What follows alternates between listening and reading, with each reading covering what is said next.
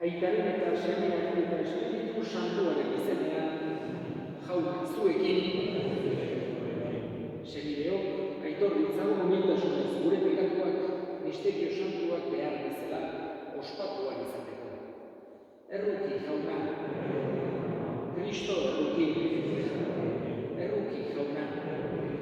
Erruki dakigula jainko guzti zantzua, eta gure pekatuak barkaturik eraman gaitzala betiko bizitzara.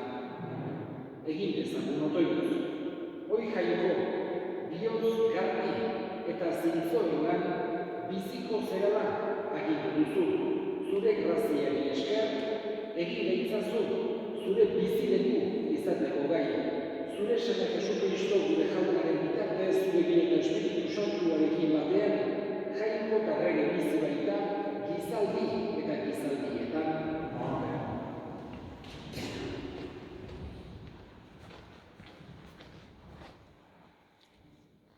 Genesis liburutik, jaunak ikusi zuen haundia zela lurrean gizonaren gaiztakeria, eta honen bihotzeko asmo guztiak beti gaizto hutsak zirela.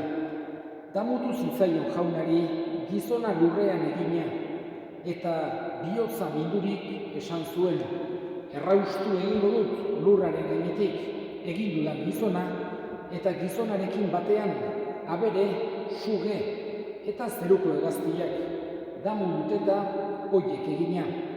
Baina Noek grazia arkitu zuen jaunaren aurrean. Jaunak esan zion Noeri, sar zaitez kutxan, zu eta zure etxeko guztiak. Zu bakarrik aurkitu baitzaitut, zintzo zure gizaldian nere begien aurrean. Harritzazu zurekin, abere garbien mota guztietako 7 bikote. Ar eta eme, garbi ez direnetatik bikote bat. Ar eta eme, eta hegazti mota guztietatik ere berdin 7 bikote. Ar eta eme, lur osoan hazia bizi dadin. Izan ere, hemendik 7 egunera, erauntzia botako dut lurraren gainera, 40 egun eta 40 gabez, eta lur gainetik erraustu egingo ditut, egin ditudan guztiak. Egin zuen Noek jaunak agindutako guztia, eta handik 7 egunera uholdeko urak etorri ziren lurraren gainera. Jaunak esana. Erantzun salmoa, bere herria bedeinkatuko du jaunak. Eman jainko semeok jaunari, eman ospe eta indar jaunari. Eman ospe jaunari bere izenaren ederrez, jauretxi jauna apainduria deunez. Bere herria. Jainko itzalgarriaren ostotxa burundan, haren jauretxean denek diote gora. Eserira uholde gainean, jauna errege eseriko beti erean. Jauna zuekin, Jesucristoen Evangelioa San Marcosen liburutik. Aldi hartan ikasleei ahaztu zitzaien ogiak hartzea, eta ontzian ez zuten bat besterik. Jesusek oharrago egin zien, begira, kontu zibili farisearen orantzarekin eta Herodesen orantzarekin. Haiek eztabaidan hasi ziren elkarrekin, ogirik ez zutelako. Jesusek hori ezaguturik, honela esan zien, zer ari zerate, ogirik ez duzuelata. Oraindik ez altzerate konturatzen eta jabetzen, itxu aldaukazue oraindik bihotza, begiak izan eta ez alduzue ikusten, belarriak izan eta entzutenez. 5 ogi, 5 milientzat zatitu dituenean, ez alduzue gogoan zenbat saski dituzti zerituzten puskaz beteak. Haiek erantzun zioten 12, eta 7 ogi 4 milientzat zatitu dituenean, zenbat saski ditu zenituzten puskaz beteak. Eta haiek erantzun 7, eta Jesusek eta hala ere ez altzerate konturatzen, jaunak esana.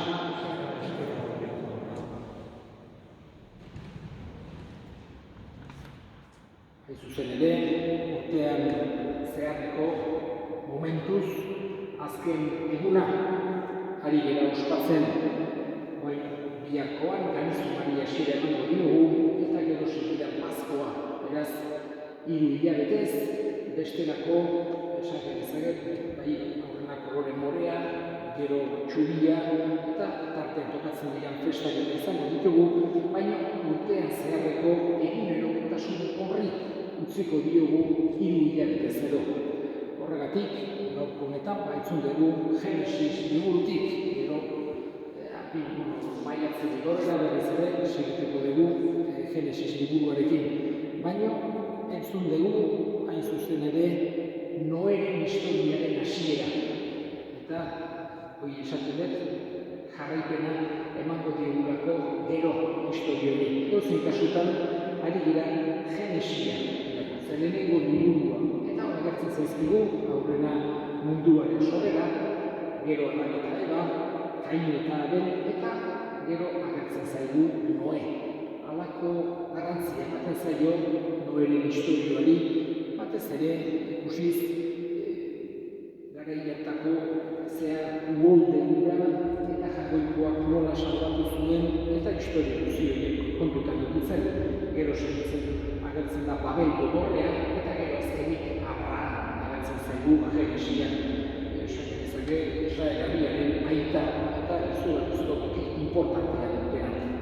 Eta gaurko evangelioan ere Jesusek ere ikasleei berriz ere harrituta bezala esaten die, kostatzen zaiola ulertzea nola ez duten entenditzen, nola ez zuten halako sinismena edo ikusten zituztenak ikusita bere barrenean ukitzen.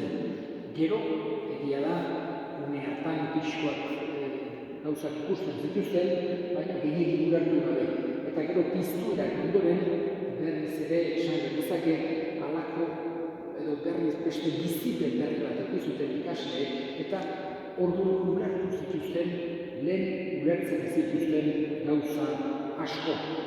Horregatik, Jesusek batez ere gonbidatzen ditu, eta honekin bukatuko dut, berarengan konfiantza handi bat edukitzea. Esaten ez altzerate ohartzen, bost horiekin zenbat jendek jantzuen, ez altzerate ohartzen, bost horreiekin zenbat oidenak esaten dizki Jesusek, esan ez bezala, konfiantza uki beharko zenukete, gauza harrigarriak ikustenak bezerate, lasak egon. Eta nola baitire guri ere jangoikoak hoxe transmititu nahi dugu. Halako konfiantza handi bat providentziarengan, jangoikoarengan egia da eta saiatu da daukagula mundu eta gauzak moldatzen, aurrera segitzen, gauzak zuzen egiten, ongi baita ere egiten, baina halako konfiantza handi batekin jangoikoarengan.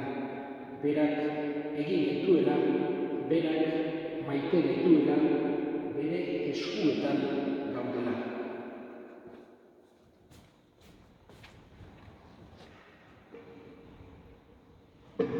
Eta egin izagun orain gure eskariak. Eskatuko dugu, bereziki sufritzen ari diren guztien alde, jangoikoak indarra eman bezaien eskaratzeko jaunari. Gure indarroak ere hartuko ditugu gaurko meza santuan bereziki epi gogotza eta judia zurikera. Eta baita ere, Lando Surio jaunak bere baitan hartu eta handik gure aldean ezaten eskaratzeko jaunari.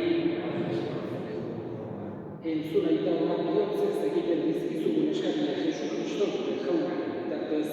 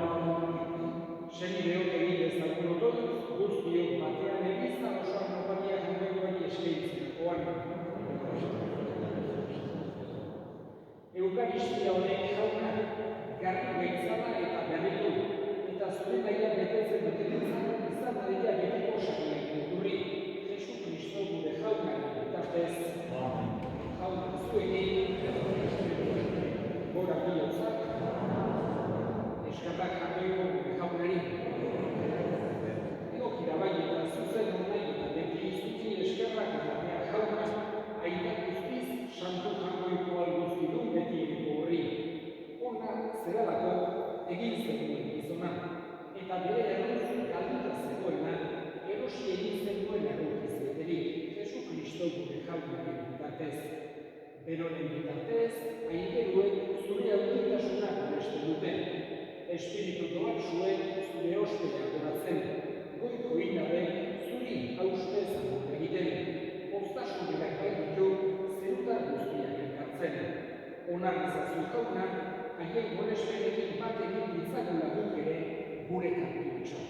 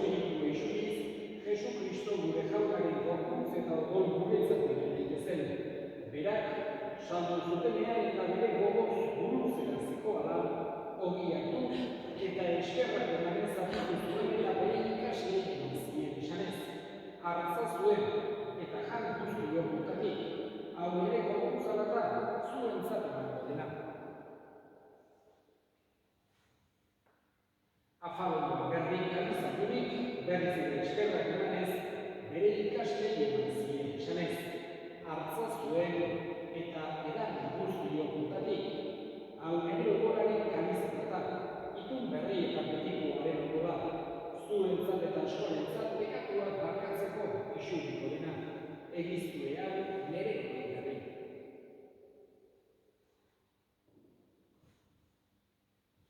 Hau da, sinismenaren misterioa.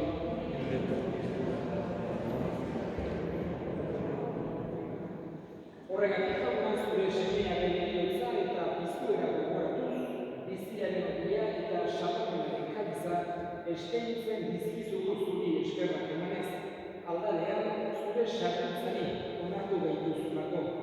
Eta aparik eskatzen dizugu Kristoren gorputz odolak hartzen ditugunok, Espiritu Santuak bat egin gaitzala.